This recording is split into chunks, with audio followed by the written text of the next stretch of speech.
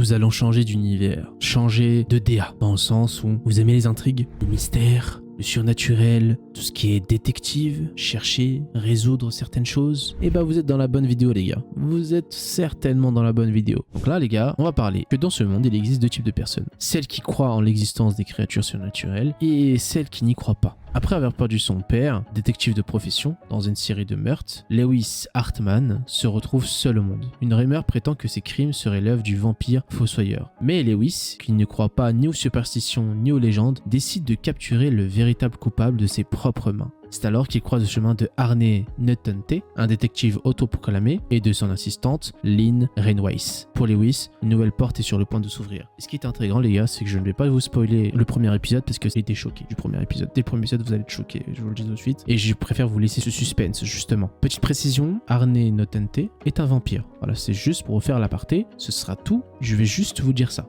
Je vous laisse découvrir l'histoire. L'anime se nomme The Case Book of Arne, tout simplement. Nous sommes dans un genre mystère, fantasy et surnaturel. L'anime est sorti le 6 janvier 2026. Il y aura un nombre total d'épisodes de 12. L'anime est disponible en voice TFR sur Crunchyroll. Pas de VF pour l'instant, mais je pense que dans les mois à venir sûrement, et je l'espère pour vous. Le studio d'animation Silverlink, vous savez très bien que studio d'animation Silverlink font du bon travail, donc tout ce qui est une animation, il n'y a rien à dire. Voilà les gars, le prochain animé. Alors, tout aussi intriguant. Vraiment, tout aussi intriguant dès le premier épisode d'ailleurs. Il me semble que le premier épisode d'ailleurs dure 1 heure, si je me trompe pas. Donc c'est pour vous dire. Lorsqu'elle se réveille dans un manoir énigmatique, vêtue d'un uniforme de servante et entourée de 5 jeunes femmes visiblement déboussolées, Yuki comprend qu'elles sont prisonnières de la maison fantôme. Ce lieu redoutable est un véritable labyrinthe de pièges mortels où seuls les plus rusés survivront, mais contrairement aux autres, Yuki n'est pas une simple victime.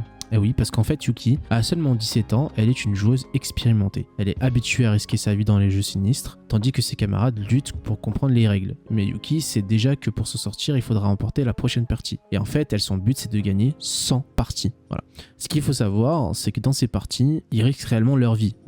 C'est-à-dire qu'ils rentrent dans le jeu, et ils risquent vraiment leur vie premier degré. C'est-à-dire s'ils meurent dans le jeu, ils meurent dans leur vie. Donc ça, c'est un bon point à savoir. Et le deuxième point, c'est que chaque fois qu'elle recommence une partie, c'est un jeu différent. C'est pas du tout le même jeu, pas du tout les mêmes risques, etc., etc. Pas les mêmes pièges. Enfin bref, c'est toute une structure en fait qui change. Donc l'anime se nomme Shibuyugi, Playing Death Game to Put Food on the Table. Je vous dis le titre en entier, mais vous mettez Shibuyugi, vous allez trouver direct. Nous sommes dans un genre thriller, action et mystère. L'anime est sorti le 7 janvier 2026. Il y aura un nombre d'épisodes au total de 11. Ça peut se comprendre vu que le premier, je crois, il dure 1 heure, donc c'est possible. L'anime est diffusé en voice TFR sur Crunchyroll et aussi sur Netflix. Comme quoi. Le style d'animation Den, rien à dire. Franchement, l'animation, c'est une animation de GOAT. Il y a strictement rien à dire. Tout est beau, tout est magnifique. Donc voilà, les gars. Ce sera tout pour cette vidéo. N'oubliez pas de liker, vous abonner, me lâcher un petit like, un petit commentaire.